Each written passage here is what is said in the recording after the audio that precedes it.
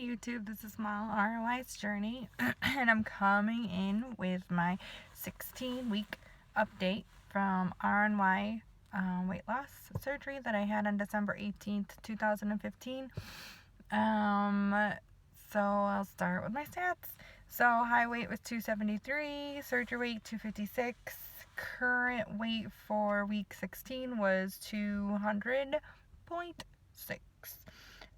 Which gave me a week loss of 2.8, 55.4 since surgery, and 72.4 totals from my high weight.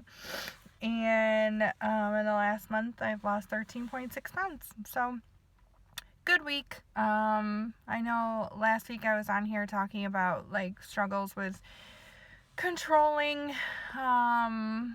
my eating, basically. And one, I want to give shout out to all of you guys who commented and provided me with support. I wasn't expecting to get so caught up in the moment and emotional about it, but as soon as I was just saying those things out loud and how much I did feel out of control, it just caught up to me, basically. Continuing my workouts, I made it to the gym 5 times this week, which is the goal for the Fitbit. So I think it's the first time I actually hit the 5 times a week, which is pretty awesome. Eating is, it's a lot better. I'm definitely controlling myself a lot better than I was the week before. Could it be better just in general with keeping carbs down and things like that? Most definitely. So it's a continued process for me. I just always been sucked at being a carb counter, and it's not it doesn't matter. I was about to give an excuse. But so I'm definitely trying to be a little more conscious of that.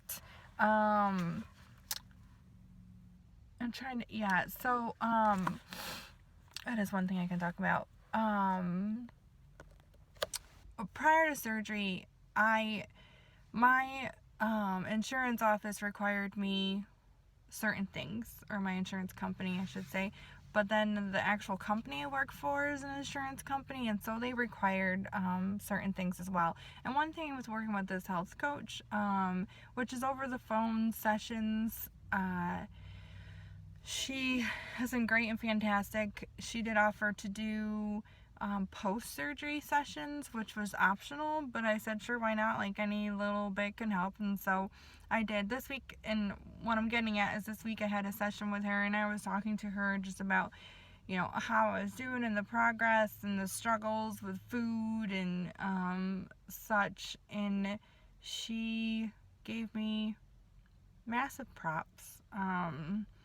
We've never met, so I sent her a before and after pics thus far, and she said I was just doing so well, and that in comparison to some others that she's working with, that I was an inspiration, which felt fantastic, which reminded me that the things that I am doing are good things. And I think, a part of my success and how well I'm doing is you guys, is this YouTube community, because outside of this community, I know people who have had the surgery done before, and some I see daily at work, some I talk to on a regular basis, but I feel this community is more on point and more about the way that things truly should be in comparison to just my real life people. So a part of that is you guys, where I get my ideas of how low my carb intake should be, or how high my protein level should be, because even that stuff I don't even get from my own surgeon's office. So I want to thank you guys, and also reminding all of us that we do struggle, and we do have bad days, bad weeks, good weeks, but just to keep moving forward. So it was a good session with her. Trying to think like some of the stuff that we talked about outside of that. But that's where I was going with this. So, we were talking about, my struggles with eating and picking not so great choices. And she's like, well, what did you do about that to change that? And I said, one, the scale was holding me accountable, because as soon as that started slowing down, it was just like, okay, what am I doing wrong? Like, this isn't lying. It's a, concrete type number, so I need to evaluate my life. 2, I said, putting how I felt out there, which was to you guys and to like my husband and my close supports, but just saying it out loud to accept that, hey, I'm doing this, and hey, I need to change this. And 3, I said putting, for me lately it's been this like massive sweet tooth I have going on, so putting things in my house that are better options to eat that are still sweet, so like fruits and stuff, which I know fruits have high sugars and are higher in carbs, but for me that's a better option than the stupid mini candy bars that I was eating. So I'm going to get more nutritional value from some fruit in comparison to that. So it's all about evaluating and figuring out what works for you and the alternatives to like fulfill those needs that you feel that you have at that point in time. And I mean, some people have willpower enough just to be like, no, I don't need it, I need to move on, which I praise you. But at this point in time, I still feel that I want to give in, but in a better way, because we all need to give in sometimes. I went thrifting and found out that I fit comfortably in a size 16 now, so that's pretty exciting. I started out as 22. I had a friend give me a boatload of clothes, but they're 14s, 12s, and 10s, so I have boxed them up and put them away, because hopefully in the near future, well, not even near, but in the future I get to those. But I found out that basically if I get to a size 10, I'm the exact same size as my 13-year-old daughter, who isn't like extremely overweight. She's pretty healthy, but it's just kind of crazy that maybe in the near future we may be able to like share clothes and stuff. That's nuts. With my running, because I like to kind of document that on here, I'm up to running 28 miles straight. Oh my god, that'd be crazy. 28 minutes straight. So that was kind of cool. I did go for a run today at the gym, but the stamina wasn't there as much as it usually is. So I'm gonna try again probably tomorrow, because I'm to the point where it's actual, like, because it's the couch to 10K, and I'm to the point where it's like basically run a 5K, and it wants me to run for 30 minutes straight. So we'll be doing and working on that this week. Trying to think if there's anything else. I think that's about it.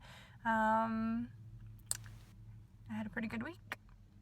And then again, I just want to thank you guys for all the love and support you show me. That's amazing. Also, like, one of the things that someone commented on my last video when I was like having a mini meltdown was reading, getting a book about like weight loss surgery stuff and the emotional kind of coaster. And I was reading a book not so long ago, but then I had to do some continuing ed credit type stuff at home study through a book, and at home test type deal. So I kind of dropped the book and had to pick up another one, but I'm done with that now. And so I was like, oh, I might as well go back to that. And a part of kind of where I left off was at the end of a chapter where they had exercises for you to do, which I think is pretty cool. And the chapter that I finished up at the time was about spirituality. And so a couple of the exercises they had me did, I figured I'd share on here. So list 10 words typically you use when you think about yourself. which, I mean, my list had good and bad, which is probably pretty normal, but just to sit there and think about, and it wanted you to use like almost like feeling words, not so much like tall, brown hair, brown eyes type deal.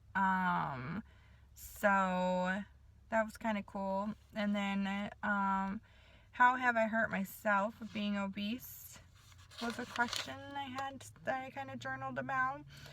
What are 3 ways you plan to improve your relationship with God, and the 3 ways you plan on improving your relationship with yourself as you lose weight and keep it off?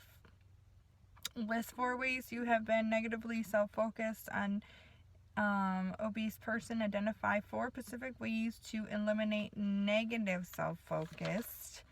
So that's always a challenge with that negative self-talk stuff.